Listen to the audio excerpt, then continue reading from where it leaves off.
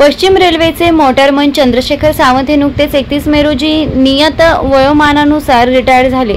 आपल्या 33 वर्षाच्या सेवेत त्यांनी अनेक चांगली कामे केली आणि आजवर त्यांना यासाठी अनेक पुरस्कार मिळालेले आहेत। 3 जुलै 2018 रोजी अंधेरी गोखले ब्रिज रुळावर कोसळला, त्यावेळी वेळेचे आणि काळाचे भान राखून त्यांनी काही सेकंद आधी ट्रेन थांबवली, अन्यथा ब्रिज लोकलवर कोसळून मोठी दुर्घटना घडली असती। या चतुराई आणि चाणाक्ष नजरेसाठी त्यांना रेल्वे मंत्री पियुष गोयल यांनी आदर्श मोटरमन पुरस्कार देऊन गौरवण्यात आलं होतं। तेव्हा मिळालेला रोख 5 लाख रुपयांपैकी त्यांनी जवळपास 3 लाख रुपये समाजसेवेसाठी खर्च केला। सध्या ते जॉय ऑफ गिव्हिंग या संस्थेचे मुंबई अध्यक्ष म्हणून कार्यरत असून यापुढे संपूर्ण वेळ सामाजिक कार्यासाठी देणार असल्याचं त्यांनी सांगितलंय। रेल्वेत कामाला लागण्यापूर्वी ते 6 वर्ष भारतीय सैन्यात कामाला होते। आज सेवानिवृत्तीची वेळी देखील त्यांनी भेट म्हणून मला पुस्तक द्या आणि जमा झालेली पुस्तकं मी एखाद्या शाळेतील लायब्ररीसाठी देणार असल्याचं सांगितलं।